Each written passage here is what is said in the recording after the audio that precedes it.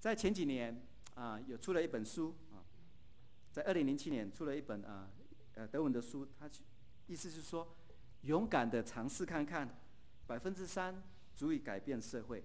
他这本书里边，他提到了这个作者提到是说，他回溯1989年的时候，整个东德垮台，共产主义垮台，然后整个东德变成了一个新的一个世界，或者被民主化之后变成了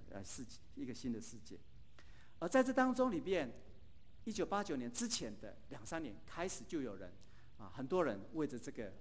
东德的改变祷告，而其中有很多的人，包括信徒、非信徒。他们就到莱比锡的一个教堂，还有到柏林的一个教堂里边，在教堂门口那边点着蜡烛，就在那个蜡烛点着蜡烛的当中，在教堂里边也在教堂的外面祷告。经过了这段时间之后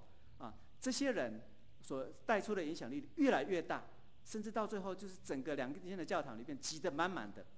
那但是这些人从整个东德的人口里面来看的话，是非常非常微小的，甚至不到3%。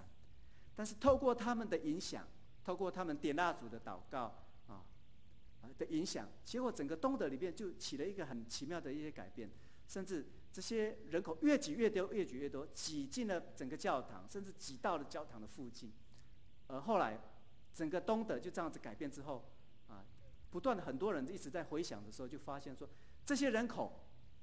勉强的算起来，只不过是东德人口里面的3%。但是却透过这样子3%的一个比率的人口，却改变了他们整个东德的社会，东德的国家。所以这本书里面所提到的，他强调是说3%就足够可以改变我们的社会。那今天我们也看见这个10%的惊喜，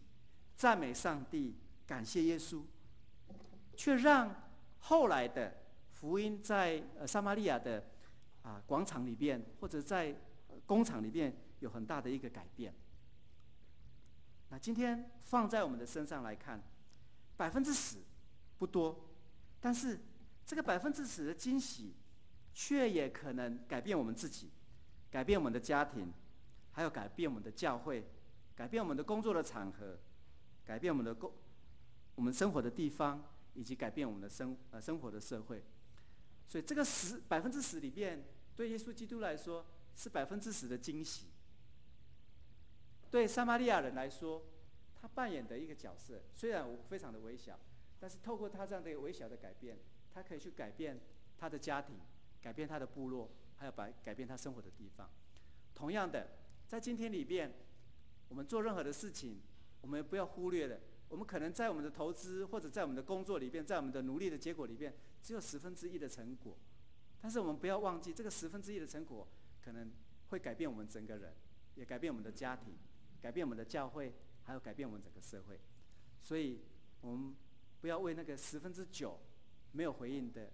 失望还有难过，反倒是我们为着我们所得到的10%的那样的惊喜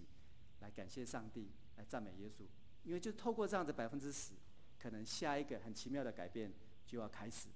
让我们一起来祷告。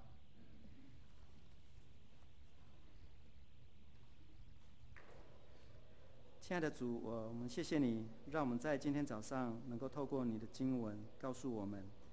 在这个撒玛利亚人的祷告、感谢还有赞美当中，主耶稣你看见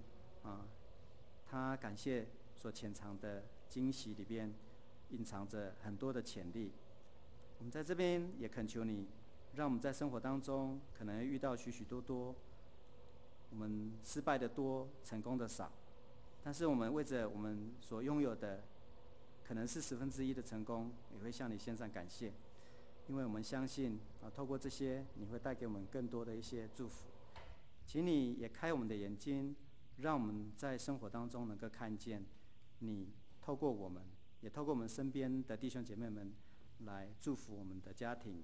祝福我们的教会，以及祝福我们的社会。我们在这边恳求你继续开我们的眼睛，让我们能够因此感谢还有赞美你。我们这样子祷告，奉主耶稣基督的名，阿们。